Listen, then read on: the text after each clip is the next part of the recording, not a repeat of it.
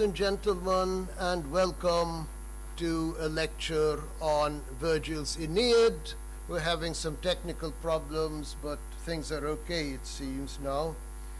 So don't let the title frighten you. The Aeneid, scary title. What is it? The epic is called the Aeneid because the main character, the hero, is called Aeneas. It's as simple as that. The Odyssey was called the Odyssey because the main character was Odysseus. So now we're moving from the Odyssey to the Aeneid. And Aeneas was a mythical hero, he never really existed, who sails from Troy to Italy and establishes what later became the city of Rome. Oh my goodness.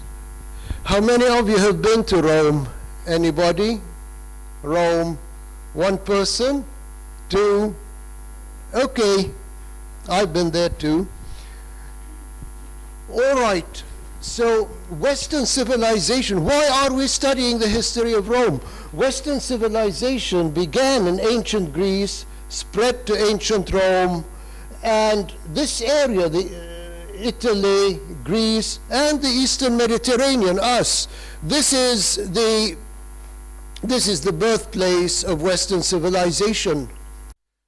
So we're here today attending this lecture partly because of the Roman Empire. Had the Roman Empire never existed, this lecture would not exist. But where did Rome come from?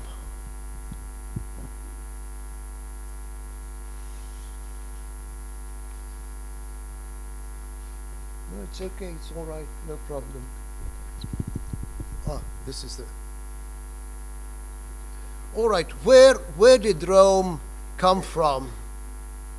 If you had gone to the airport 2,700 years ago, boarded a plane, and gone to Rome, you would not have found anything there. The plane would not have been able to land. No Rome, no airport, nothing.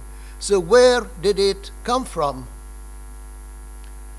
Around 700 BC, Rome began as a tiny settlement, and it lived through 500 years of almost continuous warfare. By the end of this 500-year period, it had won a series of hard-won victories that finally gave it world domination. So from a tiny settlement, it became the major city of the known world in those days. The Romans themselves were astonished at the spectacular rise of their city. They never expected that, and at its unparalleled success. But at the time of Virgil's birth in 70 AD, and Virgil was born at a very crucial time, 70 AD. He died just before the birth of Christ. But by 70 AD, Rome had begun to disintegrate. The virtues of the old Romans, the virtues that built Rome, had begun to disintegrate, and a period of decline and a political chaos had set in.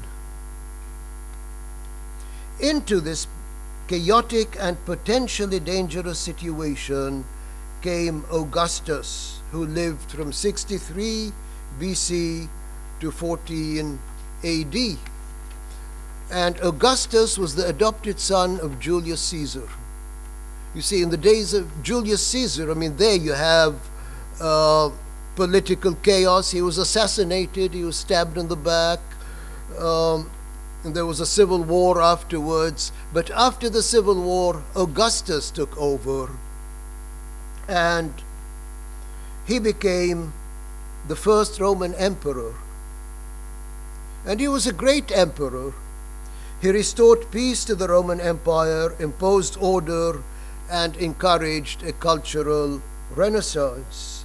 literature and philosophy flourished during the Augustan period.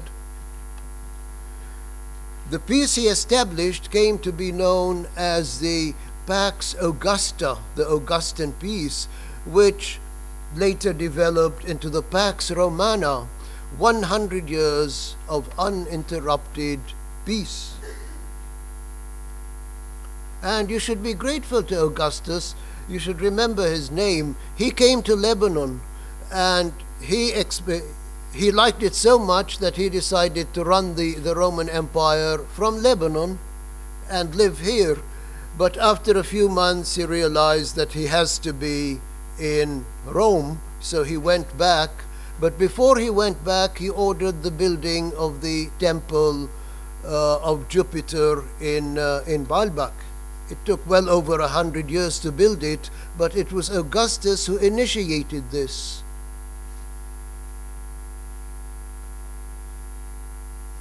One should add, moreover, that when Christ was born in Bethlehem, Augustus was the emperor in Rome. And Bethlehem was under Roman rule.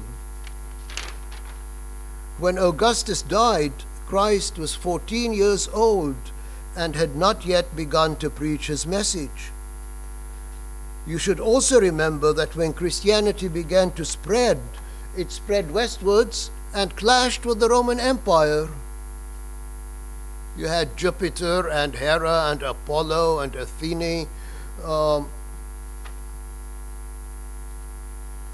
It was the Romans who tried to crush the early Christians, and the persecution of the Christians continued for around 300 years until an emperor named Constantine converted to Christianity, and gradually Christianity became the religion of the Roman Empire. So this is part 1 on your fly sheets. Part 2 gives you a brief biographical sketch of Virgil. Why are we reading Virgil? Who cares about Virgil? His full name was Publius Virgilius Maro, and he was born on a farm in northern Italy in 70 BC. He did not live for a very long time. He died in 19 BC at the age of 51. But here we are 2,000 years later reading Virgil and listening to a lecture on Virgil. Can you achieve that in your lifetime, in 51 years?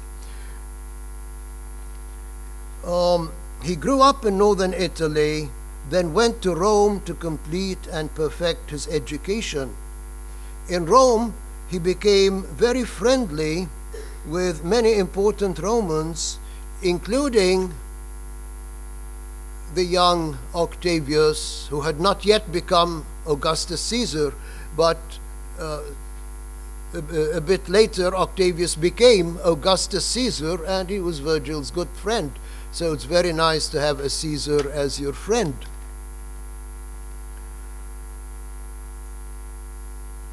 But Virgil's health was frail, and he decided to go back to northern Italy and live on his parents' farm. At the same time, he decided to write an epic glorifying the Roman Empire. So for the last 20 years of his life, he wrote the Aeneid, and he modeled it on Homer's Odyssey and Homer's Iliad. So the Aeneid is sort of the Roman equivalent of the Iliad and the Odyssey, and Virgil is the Roman inheritor of Homer.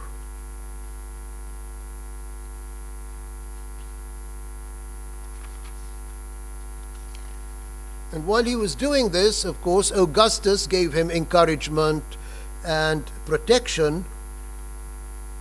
But then a funny thing happened. In 19 BC, after the Aeneid was almost complete, Virgil decided to go to Greece. He wanted to research it fully and get full, complete information on everything. He went to Greece to get more information, and he never got there. He fell ill and he died. But before he died, he ordered that all existing copies of the Aeneid should be burned. There were no photocopy machines in those days, no computers, nothing. So there were only a couple of copies. He ordered that they should be burned. Why? Augustus Caesar intervened and stopped the burning of the Aeneid, otherwise it would have gone out of existence. So this is something to think about when you're reading the Aeneid or in your class discussions. Why did he want the copies of the Aeneid to be burned?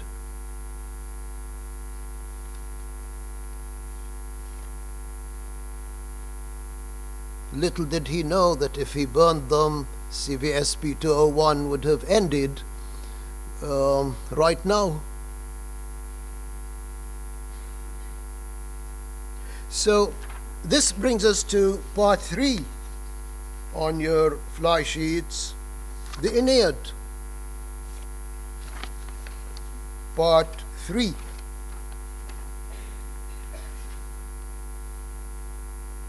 The Aeneid is the national poem of the Roman Empire, and it is on the scale of Homer's Iliad and Odyssey. In fact, the first 6 books or chapters of the Aeneid have been called Virgil's Odyssey. In the Odyssey, if you will remember, Odysseus spends most of his time lost at sea or having adventures in strange lands until he finally reaches his home island of Ithaca. Similarly, this is paralleled in the Aeneid. Aeneas spends the first 6 books of the Aeneid wandering at sea or in northern Africa. The second book 7 to book 12, they parallel the Iliad. The Iliad is about the war in Troy. It's all a lot of fighting. And book 7 to book 12 are the Italian wars that Aeneas had to fight before he could establish what became Rome.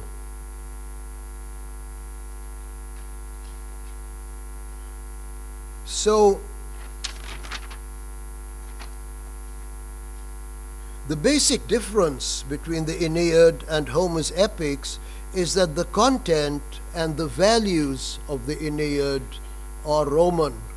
How did a Roman think in those days? This is important. Aeneas, the hero of Virgil's epic, initiates the Roman Empire and embodies its values. One reason why we read this epic, one reason why Aeneas is important, is because he embodies the virtues and the values of the Roman Empire. So Virgil presents him as the ideal Roman to be admired and emulated. The gods of the Aeneid, moreover, are the same as those of the Iliad and the Odyssey. This is because the religion of the ancient Greeks was transplanted in Rome and with modifications became the religion of the Roman Empire. Although the gods remained the same, however, their names became different. Zeus, the father of the gods and the god of thunder and lightning, became Jove or Jupiter. His wife Hera became Juno. Aphrodite, the goddess of love, became Venus.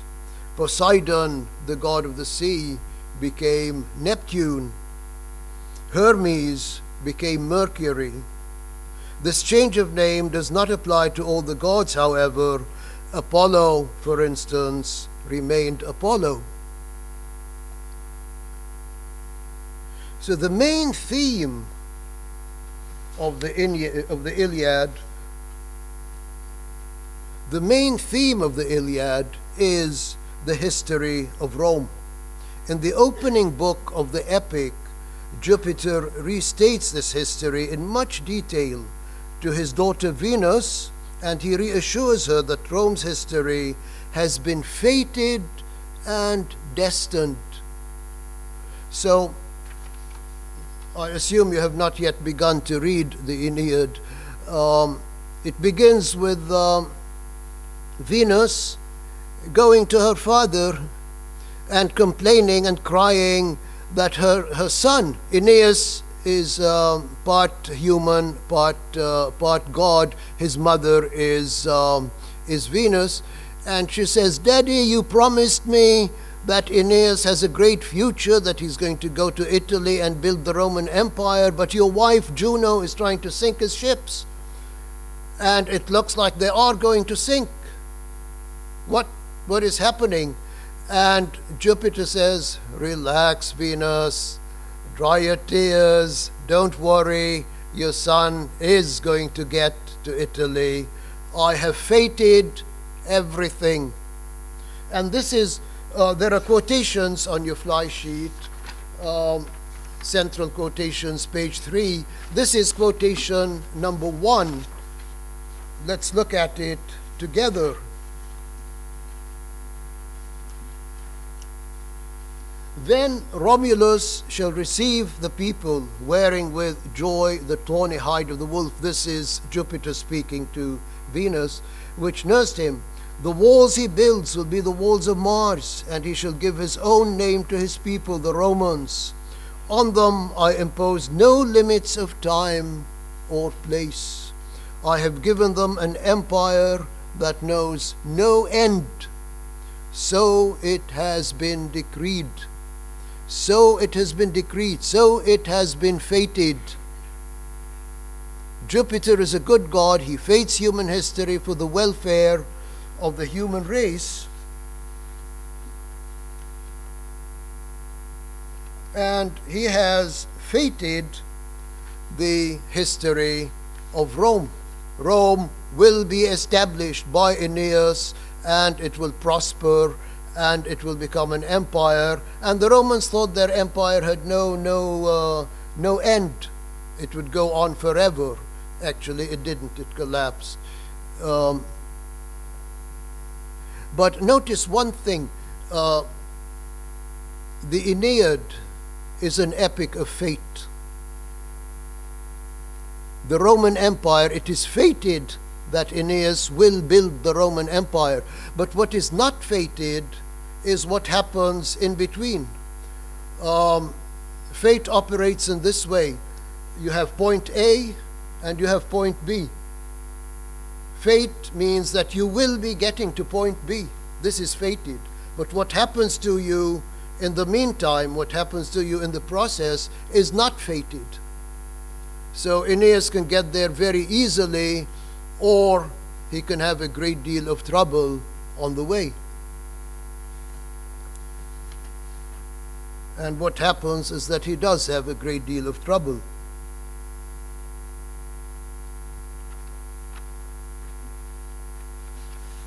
So fate and free will is tricky. You do have fate, but you also have a good deal of free will.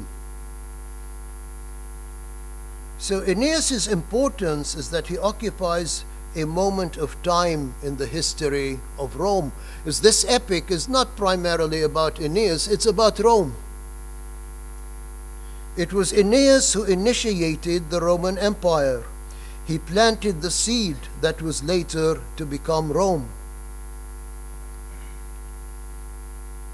As Jupiter explains, moreover, Rome's mission is to unite the world and to bring peace to the world. This can be achieved, however, only after centuries of bloody warfare. For Rome has to conquer the entire world before it can unite it in permanent peace. So if you want peace, how can you achieve peace? One power has to control the entire world and rule it. This way there will be peace. Otherwise there will be constant war. So this was the idea behind the Roman Empire. They sought to conquer the entire world and rule it and bring it peace, their peace. The price of peace and unity is a tremendous one. Now, Virgil's aim in the Aeneid is not only to dramatize the history of Rome and glorify it, but also to save Rome for future generations. According to Virgil, in the process of becoming great, Rome lost the very virtues which made it great. The Romans of Virgil's day have lost the virtues of their ancestors. Through the Aeneid, through the example of Aeneas, Virgil seeks to teach those virtues to the Romans once again, thus ensuring the continuity of Rome's greatness. And this brings us to part 4 on your fly sheets, the virtues of Aeneas. And Virgil's point is a very good one. If you want Rome to be great, the Romans, the individual Roman, has to be great. If you want Lebanon to be great, you have to be great. And not just one person, you and you and you and you. You all have to be great. If you come together, you will build a great country. If you're not great, you cannot build a great country. So step 1 is for the individual to become great. Step 2 is for great individuals to build a great country. So step 1 is vital, basic. What are the virtues of Aeneas?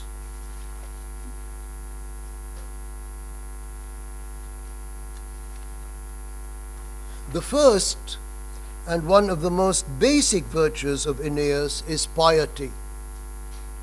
The word piety means reverence, loyalty, respect. Aeneas is pious in a threefold way. He is pious towards his family, he is pious towards his country, and he is pious towards the gods, with the last being the most important of the three. There is an important passage in Book 2 of the Aeneid, which you have not read it yet, that shows this threefold piety in a very clear way. Now, in Book 2 of the Aeneid, Troy is burning.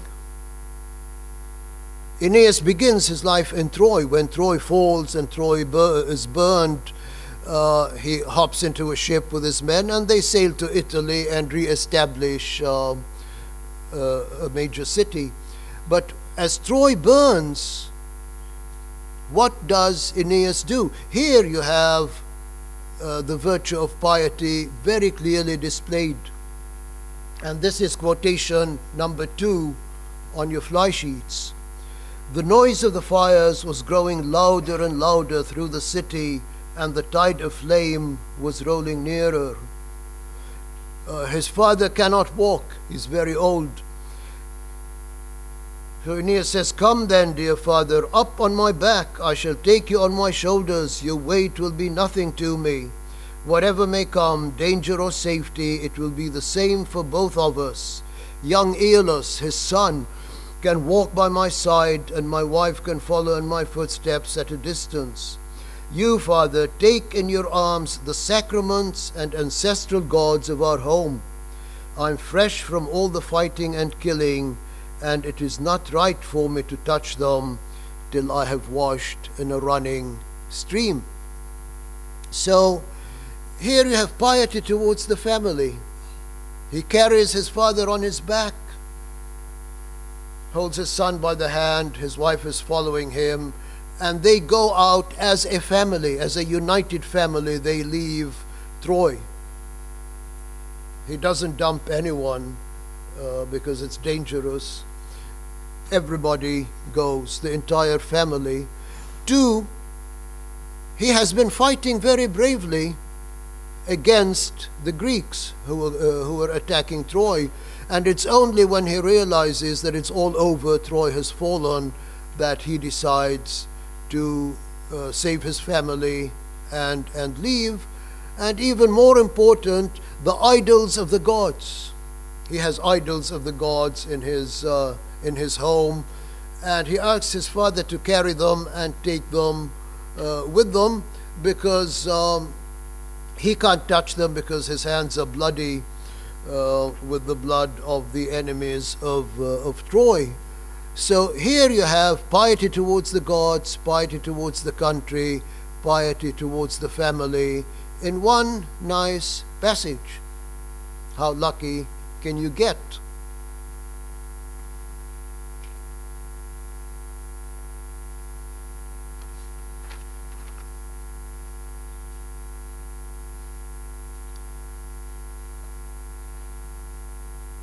So as far as piety is concerned, Aeneas is very, very pious. He always follows the commands of Jupiter, except for once when he goes to Tunis, Carthage.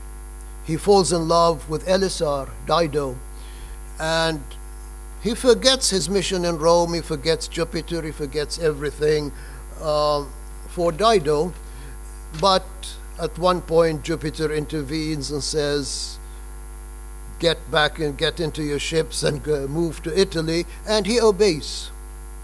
So always Aeneas obeys Jupiter. So this is virtue number one, piety. Virtue number two is dignity.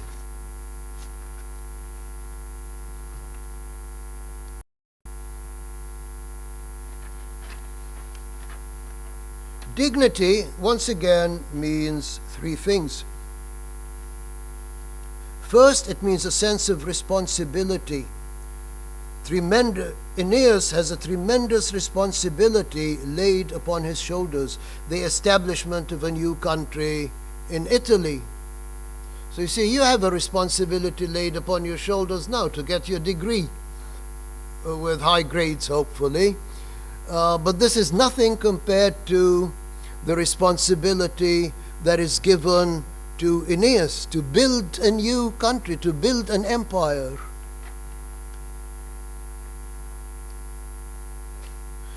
He accepts this responsibility and sees it through.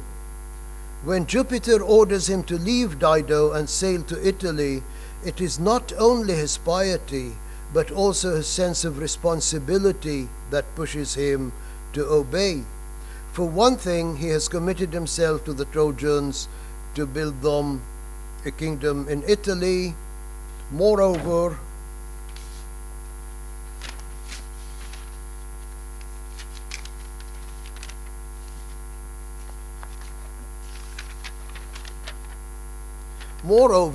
he has a duty to his son, who is destined to inherit this kingdom. Aeneas, then, is a very dependable person. Dignity also means having a strong sense of one's position in society and in history, having a respect for tradition and behaving accordingly. Virgil wanted the Romans to be proud of their Roman heritage and to take pride in being Romans, just as Aeneas is proud of his Trojan part and of his Roman future. Aeneas behaves in the proper way for someone in his position. When he is ordered to leave Dido, he behaves in a dignified manner. Dido collapses and has a long hysterical fit, but Aeneas remains strong and dignified, although he too suffers a great deal. So if you want to know what dignity is, just look. Of course, you have not read this, but when you do get to book 4, Aeneas falls in love with Dido, she falls in love with him, and when he is ordered by Jupiter to leave, she has a huge hysterical fit, whereas he is extremely unhappy, but he controls himself and leaves, whereas she collapses and commits suicide. So dignity is behaving like Aeneas behaved, not like Dido behaved.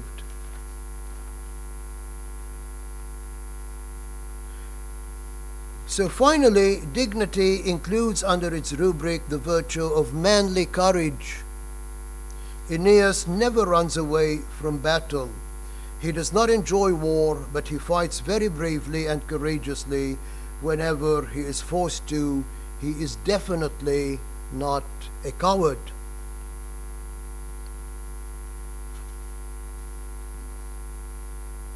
So this is the second virtue of Aeneas, dignity. Be proud, walk tall, that's dignity. So you have piety, dignity. The third virtue is sober-mindedness. And here it gets a bit tricky. What is sober-mindedness? Sober-mindedness means having a serious, intelligent attitude towards life. It's the opposite of flippancy, of simple-mindedness, of a happy-go-lucky carelessness, or of a rash and fiery temperament. If you're sober-minded and you come to this lecture, you will listen to the lecture, you will try to understand as much as you can, you will not text your friends using your iPhone, you will not have your computer with you to play with, and most of all, you will not sign your name and then walk out after 10 minutes or so. If you're not sober-minded, you do these things. A sober-minded person is balanced, rational, and self-controlled. Because he is sober-minded, Aeneas thinks ahead, makes intelligent plans, and reaches clear-headed, balanced conclusions. He is neither rash nor flippant nor lacking in seriousness. So here is an example. This one, quotation number 3, is an example of sober-mindedness. He says, "This victory grants the day to us. I shall not order Italians to obey Trojans, nor do I seek royal power for myself.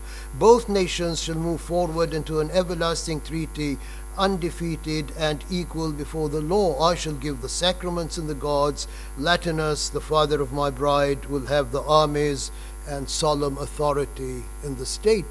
Because when he's fighting in Italy, the Latins are there, the Italians. He defeats them, but he says, once they're defeated, I want to unite the Italians and the Trojans, not one people crushing another, but this is sober-mindedness. He is thinking correctly, rationally.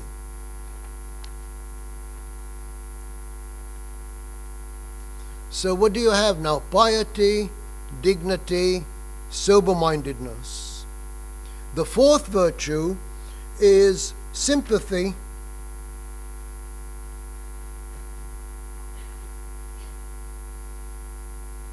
Sympathy means a sense of fellowship with all that suffers, a strong feeling of sorrow for suffering humanity.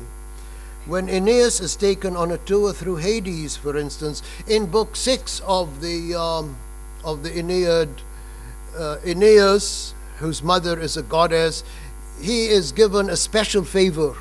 He is taken on a tour of the underworld. What happens after death? Where do you go?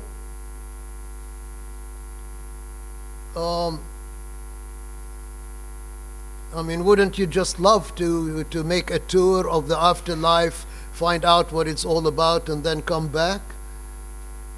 Aeneas does that. He is taken through a tour of the afterlife, Hades, and he finds there is a bad place and a good place. If you've been a very nice person in this life, then you go to the good place. If you've been a bad person, you go to a specific place where the punishment is specific to the bad things that you did in this life. And when Aeneas goes there, he finds Dido, Elisar. She committed suicide.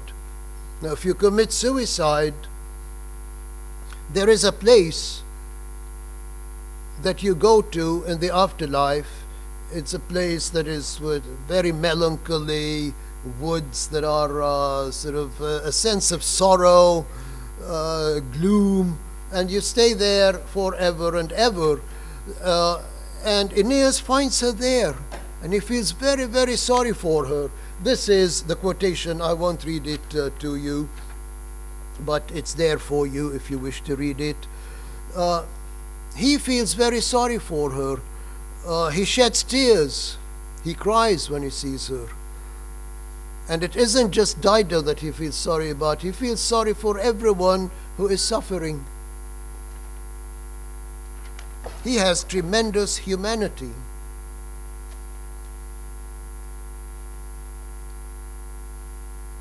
And here you also, quotation 5, you also have an example of sober-mindedness. But, let's keep that. The fifth virtue is probably the most complex and the most important of the virtues. It is Stoicism. What is a Stoic? Now, I assume, have you begun Lucretius yet? Anybody? Anyone has begun Lucretius? Never heard of Lucretius? Okay, you haven't begun Lucretius yet. Lucretius, you will begin him probably this week. Lucretius was an Epicurean, and the two main philosophies of ancient Rome were Epicureanism and Stoicism. Virgil is a Stoic. So I'm going to tell you what the Epicureans believed and then tell you what the Stoics believed. The Epicureans, think of a hippie, someone smoking pot, sitting around doing nothing. These are Epicureans. The Stoics took life very seriously and worked very hard to build a state.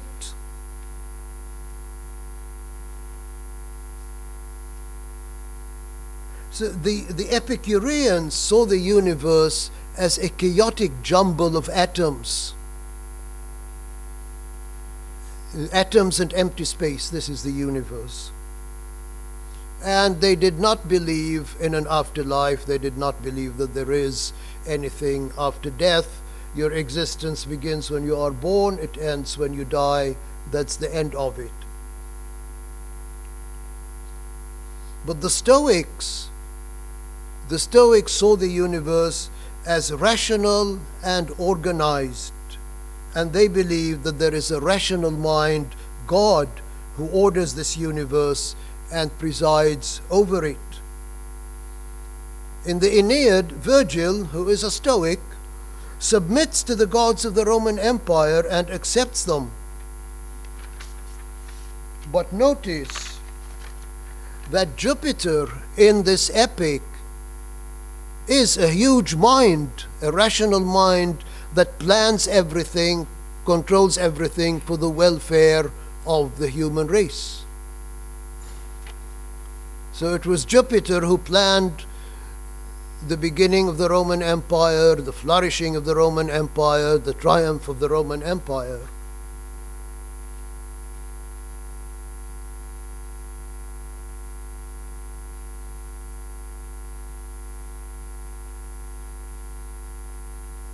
The Epicureans believed that in order to achieve maximal pleasure, people should avoid public life and public duties.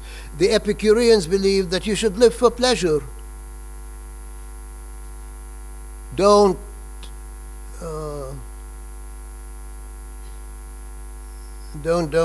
spend your time reading Virgil and things like that and getting a headache, something like that. Enjoy this life as much as you can. This was the Epicurean point of view, and the Epicureans were atheists. The Epicureans did not believe in public life. They said that politics is a major headache. Avoid politics, keep away from politics, let others do what they want, and leave politics alone. The Stoics, on the other hand, insisted on the great importance of public duty and indeed on its primacy. If you leave politics alone, the state collapses, everything goes. Aeneas is the perfect example of a man who devotes his life to public duty.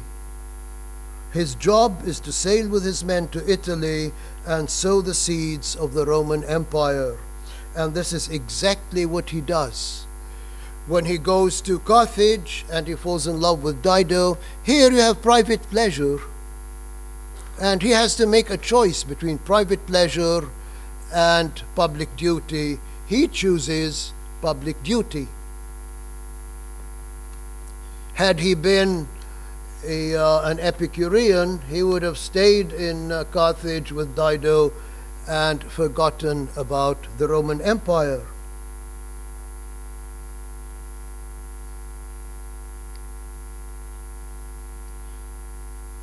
So, as I told you, the Epicureans believed that the goal of life is pleasure. Go out there and enjoy yourself, have fun, simple pleasures that don't require a lot of money. But the Stoics believe that life is full of suffering.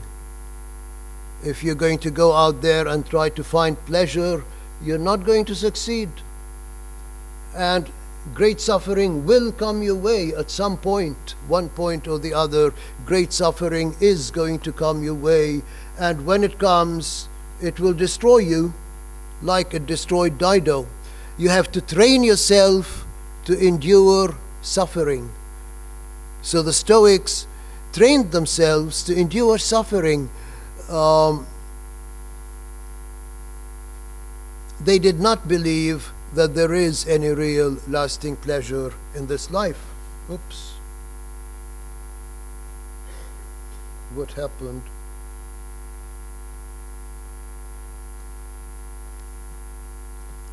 All right. No, it's okay.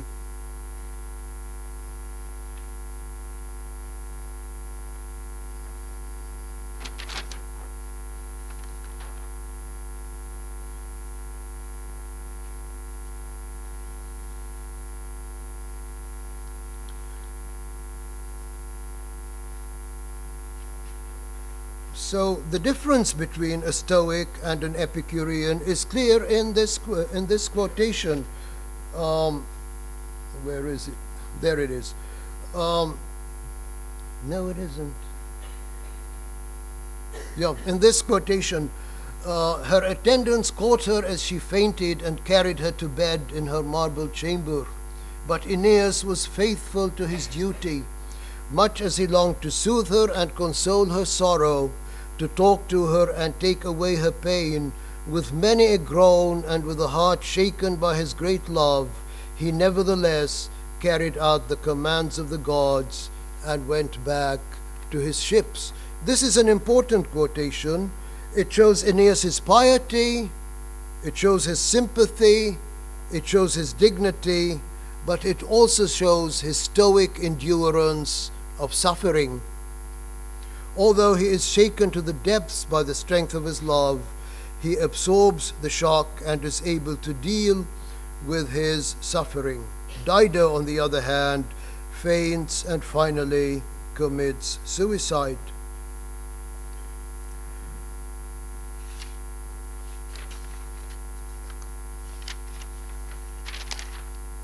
So we still have 5 minutes. I won't take up the entire 5 minutes, but let me end the semester and the lecture by looking once again at the episode of Aeneas and Dido. This is book 4, and I know for a fact that most of you, as you're sitting there, some of you may be in love, others are dreaming of falling in love,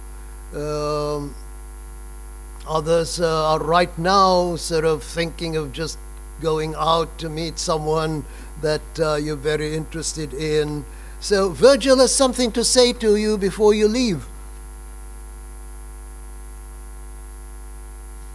The Epicureans believed that romantic love is a terrible thing. Keep away from it because the suffering outweighs the pleasure. And this is the only area in which Virgil agreed with them. So the episode of Dido and Aeneas dramatizes the pain of romantic love. The idea that passionate sexual love is very painful. The pain outweighs the pleasure.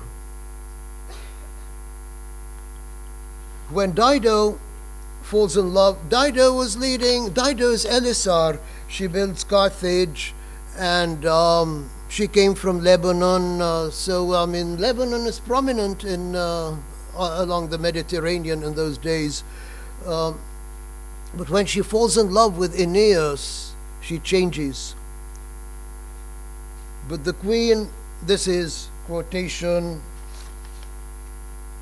number 7,